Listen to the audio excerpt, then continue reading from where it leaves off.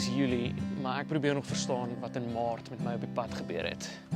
Ek was eintlik op toer om musiek te maak, 'n voorreg. Tog was die hele toer besaai met katte, so ek sal oor hulle ook moet skryf. Ek sal later vertel vir die slang ook, maar alles begin met 'n KitKat.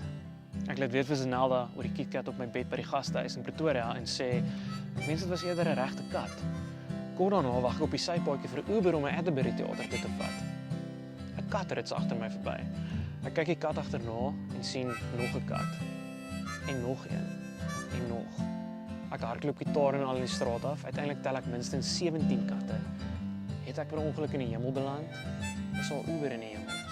My Uber kom haal my en vat my tot by die Atterbury teater, waar per ongeluk my enigste broek wat ek ingepak het in die ander kamer skeer. Die volgende aand is ons in Potch by die Milkou. Terwyl ons opstel, sien ek 2 katte. Later die aand 'n swart kat en nog later die aand toe ons iets by loop gaan drink, nog 'n kat. My broek is nog steeds geskeer. Ek kry die volgende oggend 'n nuwe een by die mall. Saterdag aand is ek terug in Pretoria by So Waarbaar saam met Lucinda, sonder enige katte, maar die show was nogtans lekker. Sondagoggend vlieg ek heeltemal te vroeg terug Kaap toe. By Spoegwolf se 10-jaar viering is daar onder andere 'n reënbui wat net betyds opklaar toe alles moet begin. Dit lyk egter asof die katte ook vereers opgedroog het. Ek sien wel vir Frankie en Zoe toe ek by die huis kom. Hulle is ook katte. Na 'n paar dae se herstel vat ek die pad Tankwa toe om by Ghana Galaatje fees te gaan speel. Gouer as wat ek dink, is ek op 'n grondpad. Toe gelukkig weer op 'n teerpad, maar 'n baie kort een. Daarna weer op 'n lang, rowwe grondpad sonder sein. Ek voel alleen.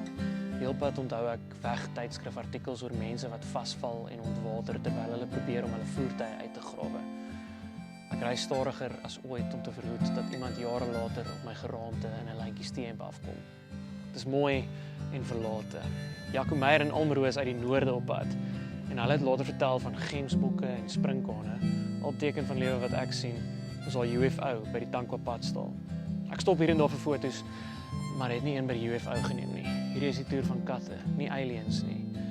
Die Ghana pas bring verligting en hoogtevrees. Jy kan tegelyk in verwondering wees en voel hoe jou hande op die stuurwiel sweet. Uiteindelik sien ek baniere. Ek sien vir Jaco in die verte met iets wat lyk soos 'n brandewyn in sy hand en ek weet ek's op die regte plek. Beste van alles, ek stap by die ontvangs in en daar sit 'n kat. Ons speel op 'n verhoog met die wydste uitsig van die Karoo wat ek nog agter my gehad het by 'n show. Die mense is gasvry. Die Cederberg Brewery bier is so verfrissend soos wat ek die water in die Cederbergse fonteine onthou. Later die aand voer ek, Jaco Meyer en Austin Hume 'n diepsinnige debat oor die musiekbedryf. As jy dalk kan onthou wat ons geniale gevolgtrekking was, stuur dit asseblief vir my. Ek moet vroeg op en gaan klim in die bed. In my slaapkamer wag daar so waar nog 'n kat vir my. Die volgende oggend is ek voor 99% van die feesgangers op en aan die gang met 'n kat wat tussen my voete koer en vleg. Ek het 'n rampparty om by te woon in Elandsbaai. Konsensus sê dat ek Middelbos en dan Calvinia om moet ry en die pad is stukke beter as die vorige dag se. Nog steeds kry ek 'n papwiel 3 km voordat ek op die teerpad na Calvinia klim. Net nadat ek die wiel omruil, vang 'n pofadder my oog. Die slang sal reguit op my af en los 'n spoor so dik soos 'n bergfiets in die stof, ek beloof. Nadat ek skrik, bedui ek vir die slang om uit die pad te kom. Maar dan kom haar kar. Ek maak dit ek wegkom toe die adder skielik omswaai na my toe. Maar gelukkig toe ek sommer uit die pad uitseil. Op Calvinia vind ek uit ek moet 'n nuwe band koop. Ek vra ook oor een van my ander bande. Ek moes hom al meer as een keer voorheen patch, verduidelik ek. Nee wat, hy lyk nog reg, is die antwoord. So wat 60 km verder hoor ek hoe die einste band afblaas.